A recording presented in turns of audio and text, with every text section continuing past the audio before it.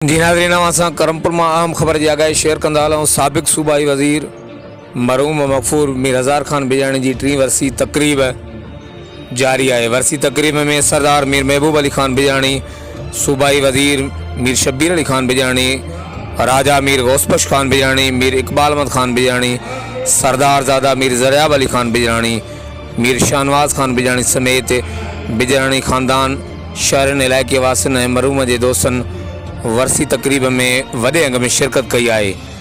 नुआ ख़्वान सैयद मीर मोहम्मद मीर काज़ी नुआ पेश कया। वरसी तक़रीब में मजलिस जो सिलसिलो जारी आहे।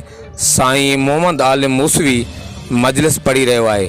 जॾहिं त वरसी तक़रीब जे मौक़े ते वरसी तक़रीब जे पिंडाल जा जेके सिक्योरिटी इंतज़ाम आहिनि उहे इंतिहाई सख़्तु कया विया आहिनि। सिक्योरिटी अहलकार पिंडाल जे चौतरफ़ बीठल आहिनि। जी नाज़रीन, असां करमपुर में अहम ख़बर की आगाही शेयर कंदा हलूं। साबिक़ सूबाई वज़ीर मीर हज़ार ख़ान बिजाणी जी 3 वरसी तक़रीब जारी है। हर वक्त आगाह रहण लाइ ॾिसंदा रहो JTN वेब न्यूज़ करमपुर।